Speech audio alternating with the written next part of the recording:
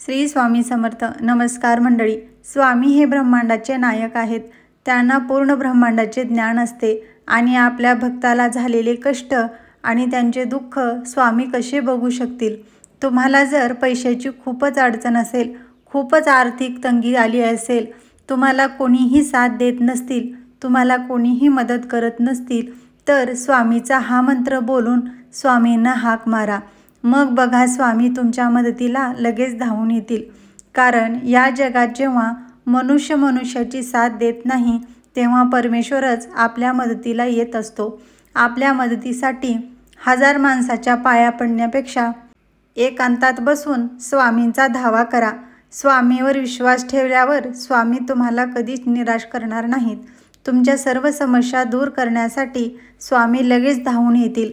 कारण स्वामीचा हा मंत्र इतका प्रभावशाली आहे की तुमच्या सर्व आर्थिक अडचणी क्षणात दूर होतील.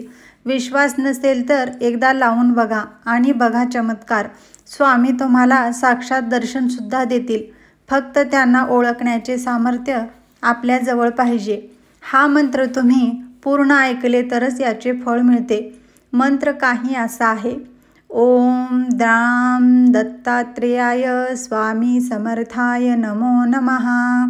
ओम द्राम दत्तात्रेयाय स्वामी समर्थाय नमो नमः. द्राम दत्तात्रेयाय स्वामी समर्थाय नमो नमः.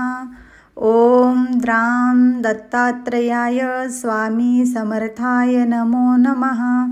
ओम द्राम दत्तात्रेयाय स्वामी समर्थाय नमो नमः. ओम द्राम दत्तात्रेयाय स्वामी समर्थाय नमो नमः.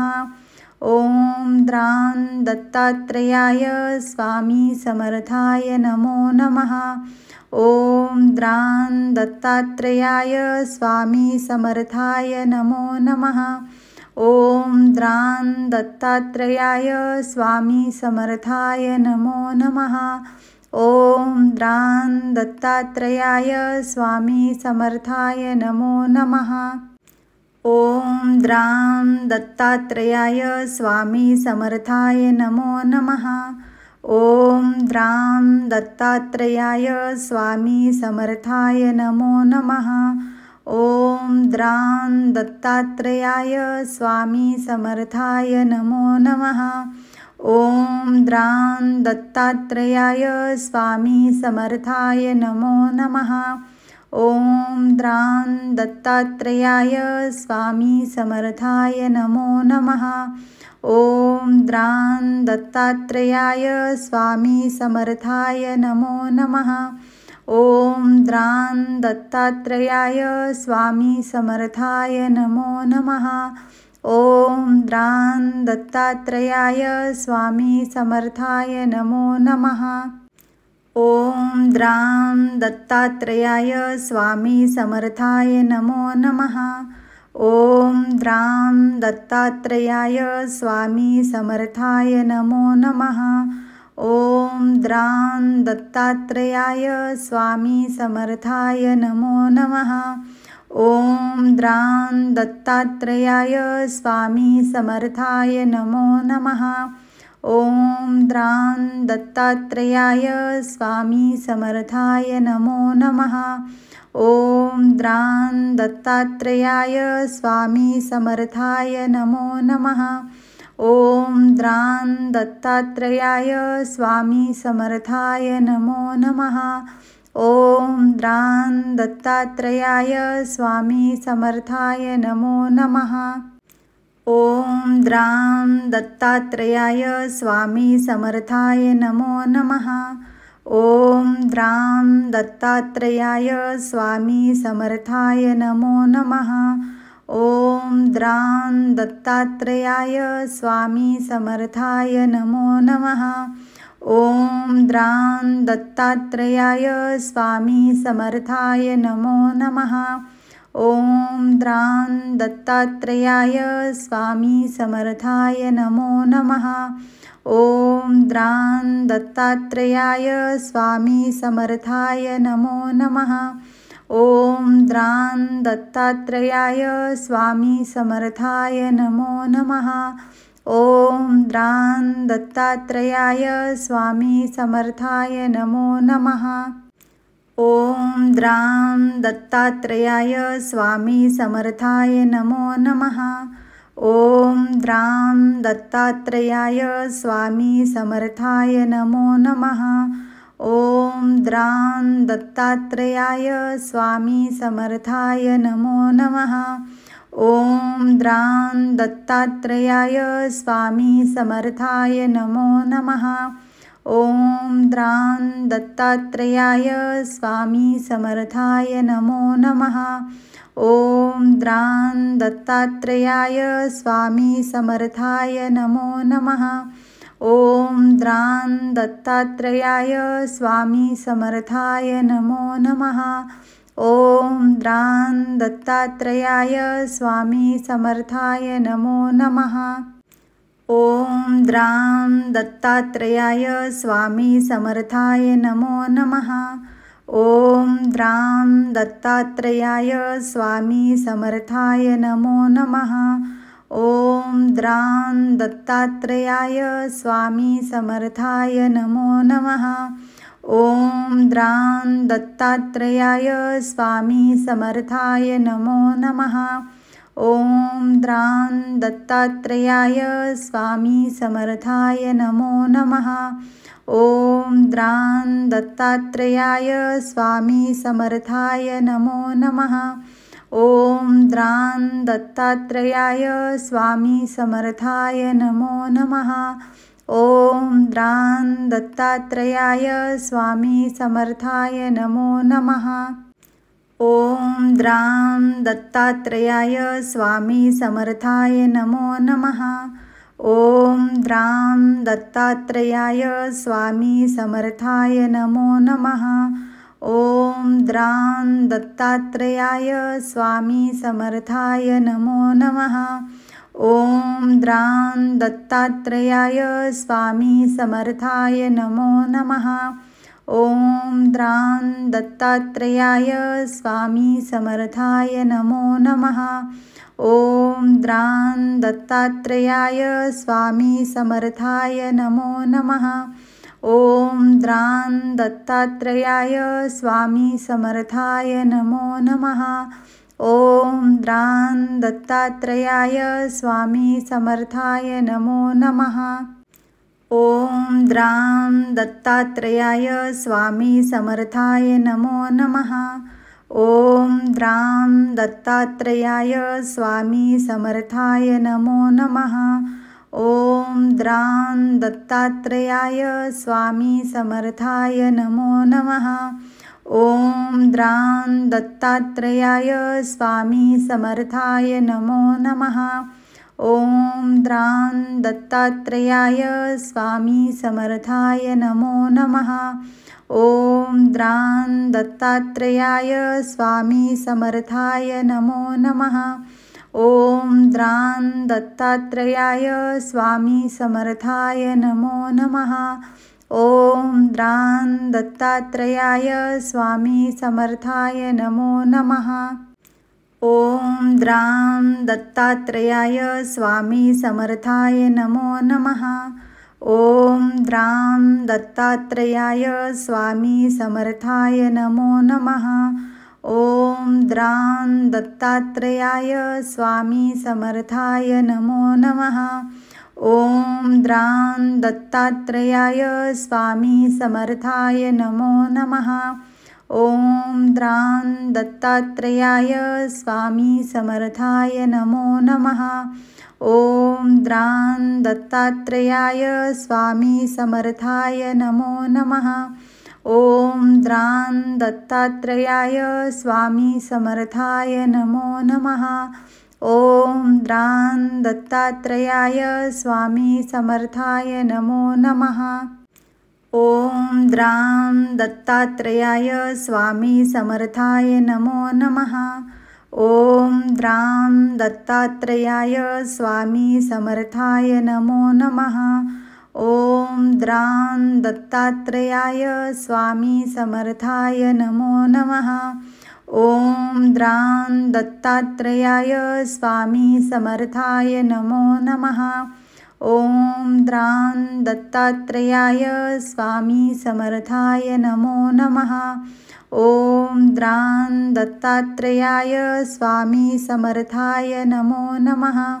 ॐ द्रां दत्तात्रेयाय स्वामी समर्थाय नमो नमः। ॐ द्रां दत्तात्रेयाय स्वामी समर्थाय नमो नमः। ॐ द्रां दत्तात्रेयाय स्वामी समर्थाय नमो नमः। ॐ द्रां दत्तात्रेयाय स्वामी समर्थाय नमो नमः। ॐ द्रां दत्तात्रेयाय स्वामी समर्थाय नमो नमः। ॐ द्रां दत्तात्रेयाय स्वामी समर्थाय नमो नमः। ॐ द्रां दत्तात्रेयाय स्वामी समर्थाय नमो नमः। ॐ द्रां दत्तात्रेयाय स्वामी समर्थाय नमो नमः। ॐ द्रां दत्तात्रेयाय स्वामी समर्थाय नमो नमः। ॐ द्रां दत्तात्रेयाय स्वामी समर्थाय नमो नमः। ॐ द्रां दत्तात्रेयाय स्वामी समर्थाय नमो नमः। ॐ द्रां दत्तात्रेयाय स्वामी समर्थाय नमो नमः। ॐ द्रां दत्तात्रेयाय स्वामी समर्थाय नमो नमः। ॐ द्रां दत्तात्रेयाय स्वामी समर्थाय नमो नमः। ॐ द्रां दत्तात्रेयाय स्वामी समर्थाय नमो नमः। ॐ द्रां दत्तात्रेयाय स्वामी समर्थाय नमो नमः। ॐ द्रां दत्तात्रेयाय स्वामी समर्थाय नमो नमः। ॐ द्रां दत्तात्रेयाय स्वामी समर्थाय नमो नमः। ॐ द्रां दत्तात्रेयाय स्वामी समर्थाय नमो नमः। ॐ द्रां दत्तात्रेयाय स्वामी समर्थाय नमो नमः। ॐ द्रां दत्तात्रेयाय स्वामी समर्थाय नमो नमः। ॐ द्रां दत्तात्रेयाय स्वामी समर्थाय नमो नमः।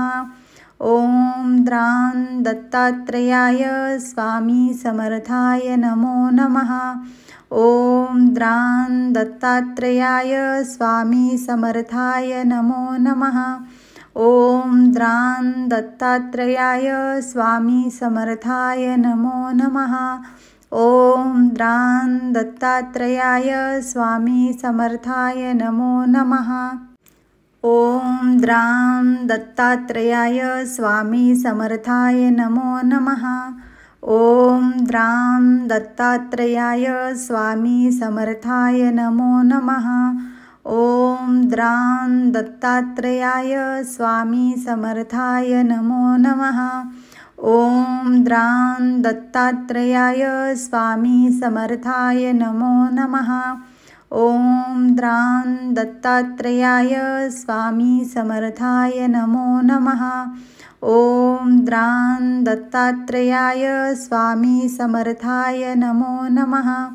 ॐ द्रां दत्तात्रेयाय स्वामी समर्थाय नमो नमः। ॐ द्रां दत्तात्रेयाय स्वामी समर्थाय नमो नमः। ॐ द्रां दत्तात्रेयाय स्वामी समर्थाय नमो नमः। ॐ द्रां दत्तात्रेयाय स्वामी समर्थाय नमो नमः। ॐ द्रां दत्तात्रेयाय स्वामी समर्थाय नमो नमः। ॐ द्रां दत्तात्रेयाय स्वामी समर्थाय नमो नमः। ॐ द्रां दत्तात्रेयाय स्वामी समर्थाय नमो नमः। ॐ द्रां दत्तात्रेयाय स्वामी समर्थाय नमो नमः। ॐ द्रां दत्तात्रेयाय स्वामी समर्थाय नमो नमः। ॐ द्रां दत्तात्रेयाय स्वामी समर्थाय नमो नमः। ॐ द्रां दत्तात्रेयाय स्वामी समर्थाय नमो नमः। ॐ द्रां दत्तात्रेयाय स्वामी समर्थाय नमो नमः। ॐ द्रां दत्तात्रेयाय स्वामी समर्थाय नमो नमः। ॐ द्रां दत्तात्रेयाय स्वामी समर्थाय नमो नमः। ॐ द्रां दत्तात्रेयाय स्वामी समर्थाय नमो नमः। ॐ द्रां दत्तात्रेयाय स्वामी समर्थाय नमो नमः। ॐ द्रां दत्तात्रेयाय स्वामी समर्थाय नमो नमः। ॐ द्रां दत्तात्रेयाय स्वामी समर्थाय नमो नमः। ॐ द्रां दत्तात्रेयाय स्वामी समर्थाय नमो नमः। ॐ द्रां दत्तात्रेयाय स्वामी समर्थाय नमो नमः। ॐ द्रां दत्तात्रेयाय स्वामी समर्थाय नमो नमः। ॐ द्रां दत्तात्रेयाय स्वामी समर्थाय नमो नमः। ॐ द्रां दत्तात्रेयाय स्वामी समर्थाय नमो नमः। ॐ द्रां दत्तात्रेयाय स्वामी समर्थाय नमो नमः। ॐ द्रां दत्तात्रेयाय स्वामी समर्थाय नमो नमः। ॐ द्रां दत्तात्रेयाय स्वामी समर्थाय नमो नमः। ॐ द्रां दत्तात्रेयाय स्वामी समर्थाय नमो नमः। ॐ द्रां दत्तात्रेयाय स्वामी समर्थाय नमो नमः। ॐ द्रां दत्तात्रेयाय स्वामी समर्थाय नमो नमः। ॐ द्रां दत्तात्रेयाय स्वामी समर्थाय नमो नमः। ॐ द्रां दत्तात्रेयाय स्वामी समर्थाय नमो नमः। ॐ द्रां दत्तात्रेयाय स्वामी समर्थाय नमो नमः। ॐ द्रां दत्तात्रेयाय स्वामी समर्थाय नमो नमः। ॐ द्रां दत्तात्रेयाय स्वामी समर्थाय नमो नमः। ॐ द्रां दत्तात्रेयाय स्वामी समर्थाय नमो नमः। ॐ द्रां दत्तात्रेयाय स्वामी समर्थाय नमो नमः। ॐ द्रां दत्तात्रेयाय स्वामी समर्थाय नमो नमः। ॐ द्रां दत्तात्रेयाय स्वामी समर्थाय नमो नमः। ॐ द्रां दत्तात्रेयाय स्वामी समर्थाय नमो नमः। ॐ द्रां दत्तात्रेयाय स्वामी समर्थाय नमो नमः। ॐ द्रां दत्तात्रेयाय स्वामी समर्थाय नमो नमः। ॐ द्रां दत्तात्रेयाय स्वामी समर्थाय नमो नमः। ॐ द्रां दत्तात्रेयाय स्वामी समर्थाय नमो नमः। ॐ द्रां दत्तात्रेयाय स्वामी समर्थाय नमो नमः। ॐ द्रां दत्तात्रेयाय स्वामी समर्थाय नमो नमः। ॐ द्रां दत्तात्रेयाय स्वामी समर्थाय नमो नमः। ॐ द्रां दत्तात्रेयाय स्वामी समर्थाय नमो नमः। ॐ द्रां दत्तात्रेयाय स्वामी समर्थाय नमो नमः।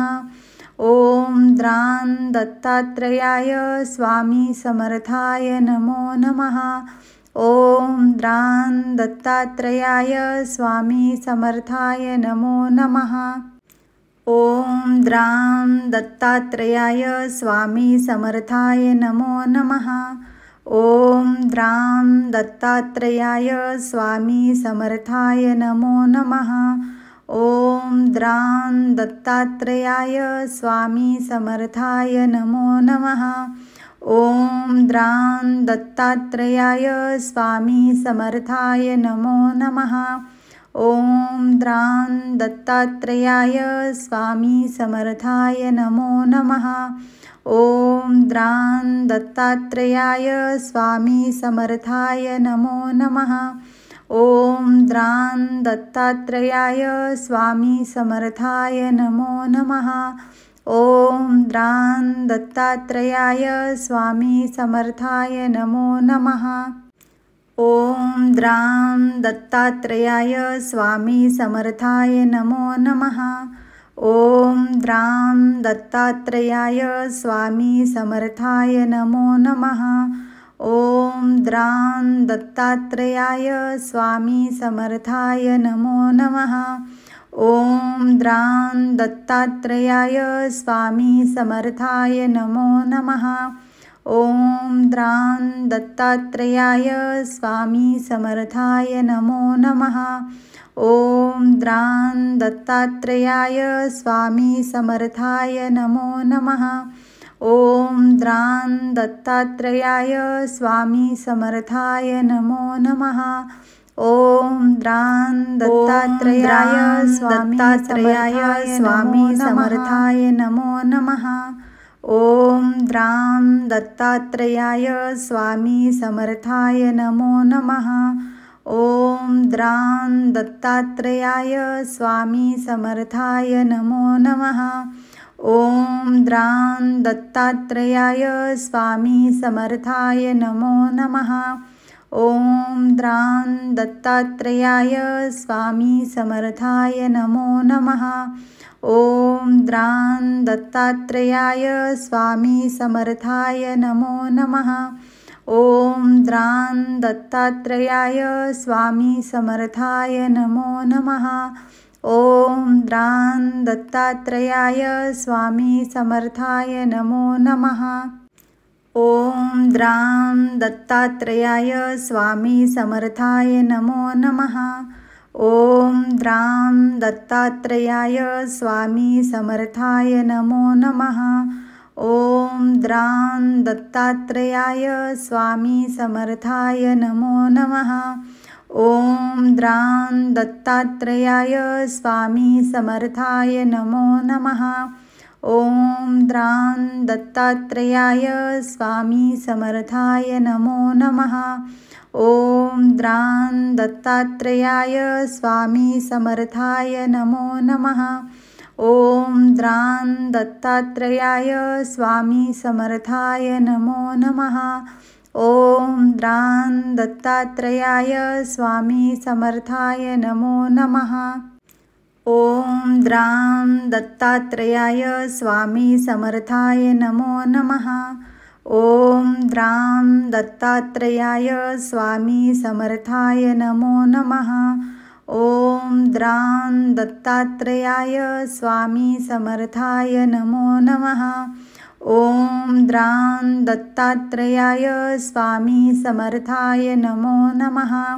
ॐ द्रां दत्तात्रेयाय स्वामी समर्थाय नमो नमः। ॐ द्रां दत्तात्रेयाय स्वामी समर्थाय नमो नमः। ॐ द्रां दत्तात्रेयाय स्वामी समर्थाय नमो नमः। ॐ द्रां दत्तात्रेयाय स्वामी समर्थाय नमो नमः। ॐ द्रां दत्तात्रेयाय स्वामी समर्थाय नमो नमः। ॐ द्रां दत्तात्रेयाय स्वामी समर्थाय नमो नमः। ॐ द्रां दत्तात्रेयाय स्वामी समर्थाय नमो नमः। ॐ द्रां दत्तात्रेयाय स्वामी समर्थाय नमो नमः। ॐ द्रां दत्तात्रेयाय स्वामी समर्थाय नमो नमः। ॐ द्रां दत्तात्रेयाय स्वामी समर्थाय नमो नमः। ॐ द्रां दत्तात्रेयाय स्वामी समर्थाय नमो नमः। ॐ द्रां दत्तात्रेयाय स्वामी समर्थाय नमो नमः। ॐ द्रां दत्तात्रेयाय स्वामी समर्थाय नमो नमः। ॐ द्रां दत्तात्रेयाय स्वामी समर्थाय नमो नमः। ॐ द्रां दत्तात्रेयाय स्वामी समर्थाय नमो नमः। ॐ द्रां दत्तात्रेयाय स्वामी समर्थाय नमो नमः। ॐ द्रां दत्तात्रेयाय स्वामी समर्थाय नमो नमः। ॐ द्रां दत्तात्रेयाय स्वामी समर्थाय नमो नमः।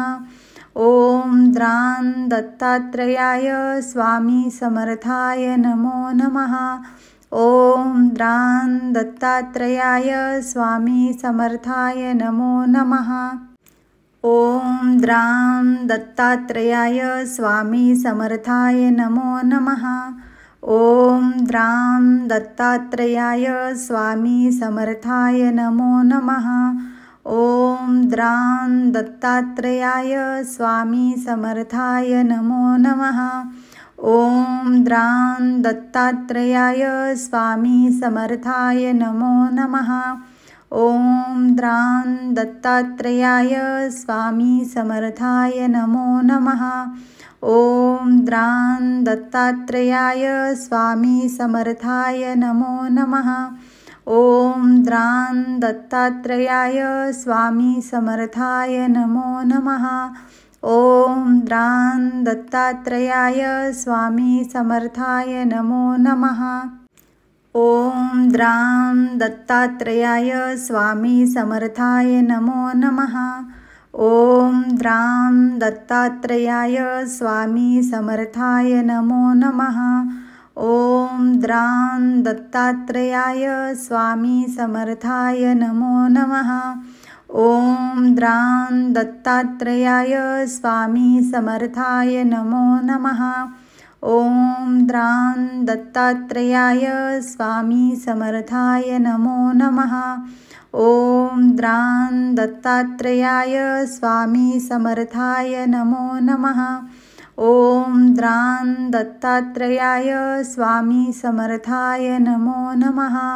ॐ द्रां दत्तात्रेयाय स्वामी समर्थाय नमो नमः। ॐ द्रां दत्तात्रेयाय स्वामी समर्थाय नमो नमः। ॐ द्रां दत्तात्रेयाय स्वामी समर्थाय नमो नमः। ॐ द्रां दत्तात्रेयाय स्वामी समर्थाय नमो नमः। ॐ द्रां दत्तात्रेयाय स्वामी समर्थाय नमो नमः।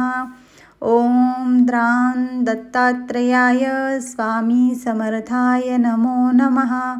ॐ द्रां दत्तात्रेयाय स्वामी समर्थाय नमो नमः। ॐ द्रां दत्तात्रेयाय स्वामी समर्थाय नमो नमः।